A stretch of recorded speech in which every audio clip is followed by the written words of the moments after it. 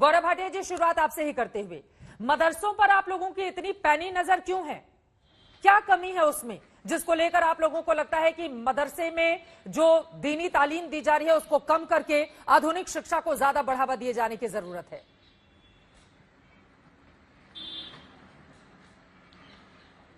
चित्रा जी, देखिए, मदरसों में क्या कमी है ये बिल्कुल बताऊंगा, लेकिन ये बात बड़े गर्व की है कि पिछली सपा सरकार मदरसों पे और फर्जीवाड़ा जो करते थे मदरसे उन पे भी मेहरबान रहती थी, क्योंकि अपना वोट बैंक समझती थी।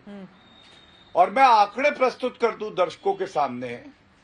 जब योगी आदित्यनाथ जी मुख्यमंत्री बने तो उन्होंने सबसे पहले कार्रवाई क्या करी? उन्होंने कहा कि जितने मदरसे हैं जिनको मान्यता सरकार ने दी हुई है, जिन पे रुपया टैक्स पेयर का खर्च होता है, ये आगे आए और अपने आप को रजिस्टर करें।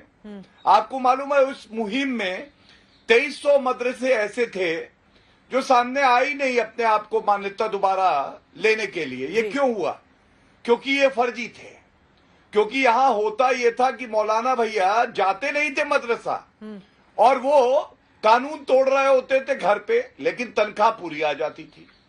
इन मदरसों में लखनऊ की बात कर लें, 51 लड़कियां जिनको बंधक बना रखा था उनको छुड़ाया गया पुलिस द्वारा। ठीक है। शाहजहांपुर की बात कर ले, 20 करोड़ रुपए का घोटाला सामने आया।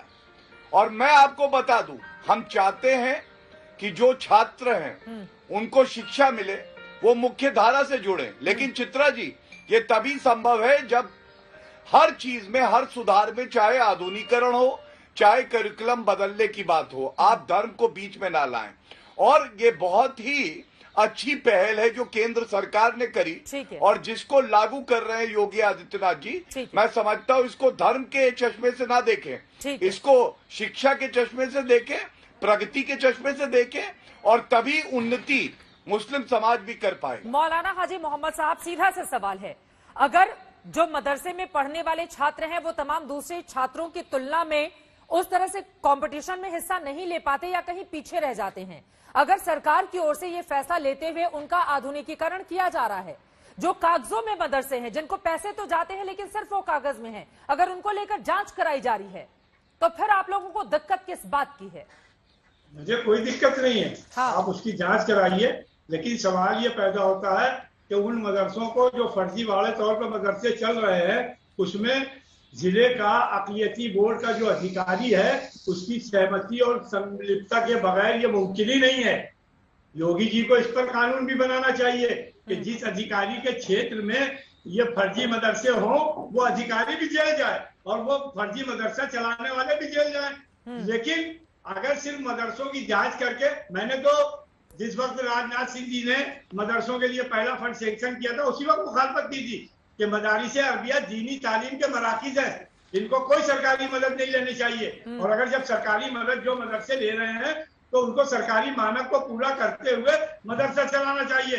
क्योंकि आरएसएस की एक चाल थी कि मदरसों को पहले हेड दी जाए, उसके बाद फिर मदरसों में होने वाली बदगुमानियों का प्रचार किया जाए ताकि मुसलमान अपनी मजहबी क़यादत से बेजार होकर सियासी क़यादत जैसे खत्म हुई है वैसी मजहबी क़यादत भी खत्म हो जाए। अब उनका शायद ये गेम नजर आती है आपको, क्योंकि कुछ मदरसे जिन्होंने सरकार से मदद ली है वो करप्शन के अड्डे बने हैं, इसमें कोई दो राय नहीं है। और उन करप्शन के अड्डों को आज उजागर करके मुस्लिम कौम को अपने मजहबी क़यादत से बेदार करने की जो आरएसएस की एक सोची समझी चाल है, उस चाल में आज उन मदारिस को फंसाया जा रहा है।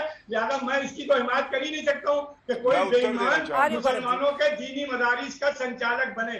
उनको कतई जेल जाना चाहिए, लेकिन उस अल्पसंख्यक कल्याण अधिकारी को भी जेल जाना चाहिए जिसने ऐसे मानक के विपरीत चलने वाले मदरसों को मान्यता दी। बात तो सही है ना गौरव भाटिया जी, ट्रेंड टीचरों को अपॉइंटमेंट के लिए संसूची पर बिल्कुल, अगर पैसे मदरसे के नाम पर लिए जा रहे हैं तो उसके लिए अनुशंसा किसने की, किसने बकायदा परमिशन दी? ऐसे अधिकारियों के खिलाफ भी कार्रवाई होनी चाहिए। फिर तो सिर्फ मदरसे ही आंख में क्यों चुभ रहे हैं?